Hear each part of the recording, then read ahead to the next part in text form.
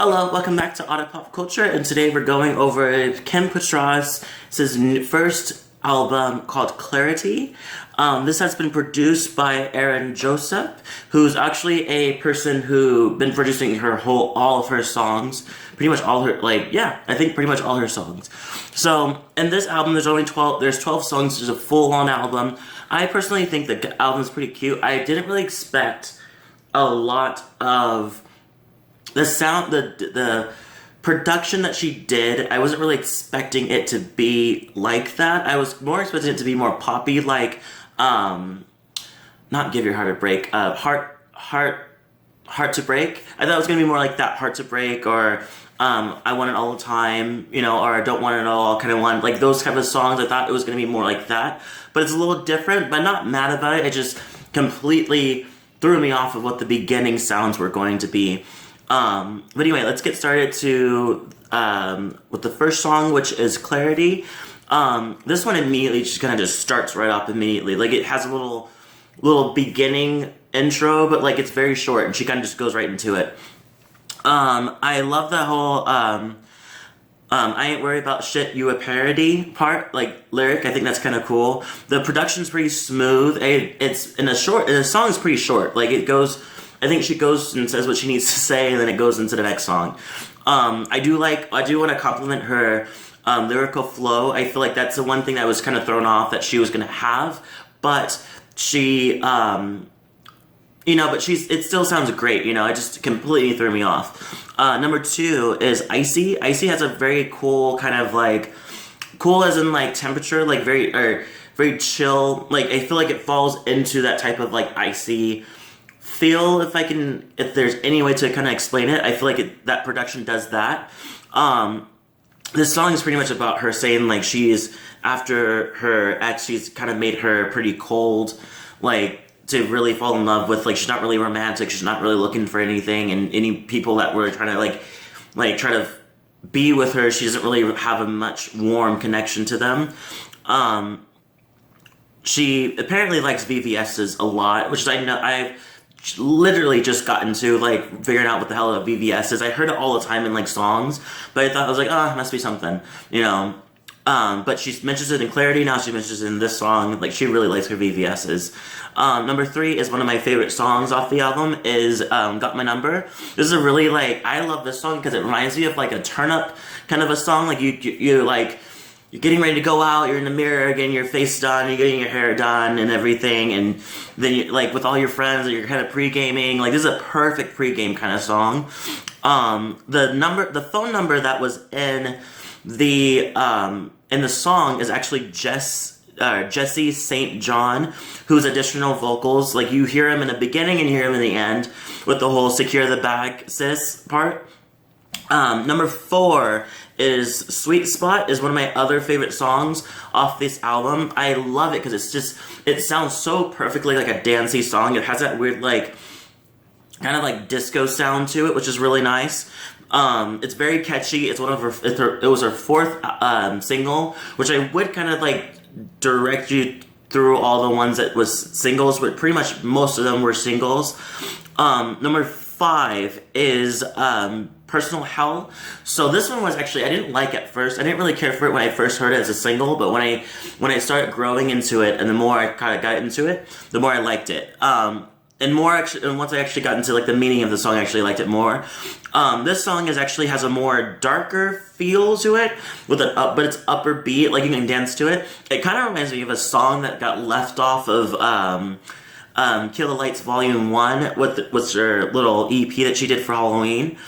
But it sounds like that. It really feels like it should have been in that category, but I still love it being in this. It's pretty, I love the baby come on over to me kind of thing. I love how she plays with that. Like, it's really nice. This song is pretty much a sex song, like, Save Me, but, like, it's a desperation of save me, but it's just like, save me kind of thing, Number 6 is Broken, which I talked about this one before. This song is I didn't really care for it because I understand the meaning of the song, I appreciate that, but I kind of felt like it kind of just looped and looped and looped. I feel like the downside of the the lyrical flow that she does, that a lot of rappers do themselves, is that because they have it's more of a rhythm more than it is listening to the lyrics. And so when I hear the rhythm, that's more addicting over top of the lyrics. So you're like, you're like, oh, I like the da da da da da da da da da da kind of thing.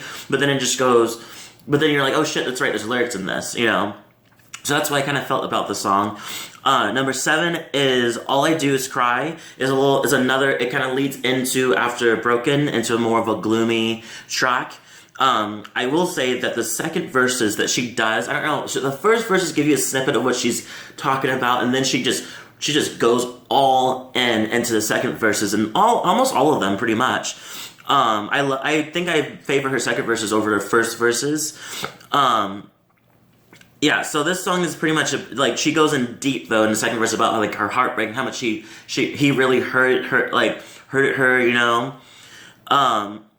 This also has Clarity's lyric flow thing that I was talking about with the Broken. Number 8 is Do Me. This is an okay song. I was into it, wasn't into it.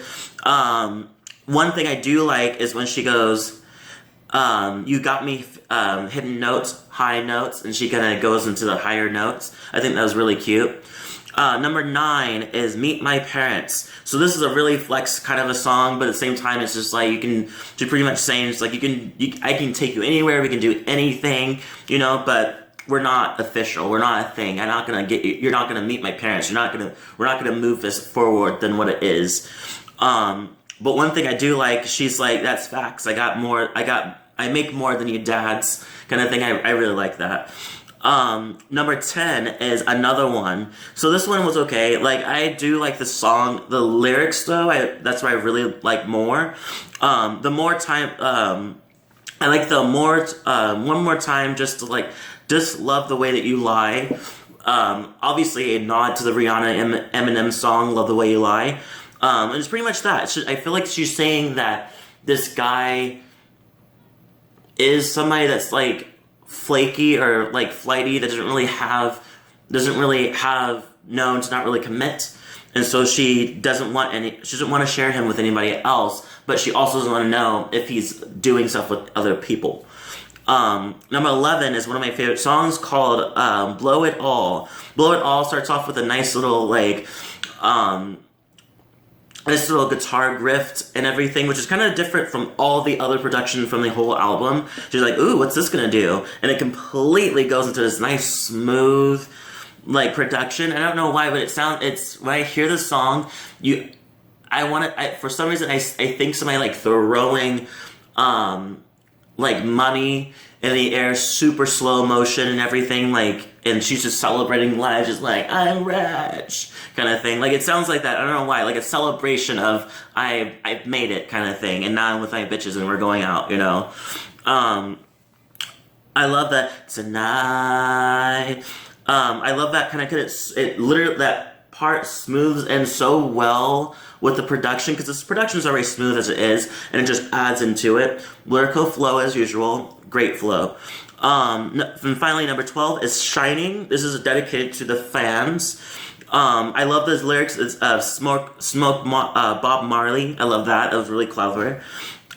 She's pretty much telling people, everybody, to like kind of like to keep going. Like, you're a star and everything. You should need to keep shining. And one thing I do like that she says, tell everyone to don't dim your light for your haters, baby, make them blind. And I love that. I like that. She's like, don't dim your light for anybody, like, even shine it even brighter if they're trying to dim it down, you know? So anyway, so that's pretty much it. That's the whole album. I pretty much give it a 7 out of 10. I think there's pieces of it that were a little, not repetitive, but the rhythm of it kind of you kind of remove yourself from the lyrics. I couldn't really focus in on that part, other than the ones that actually broke it down. But other than that, I'm really happy that I'm just happy that she has an EP or an album out. Like, great job, Kim, you did it, you know?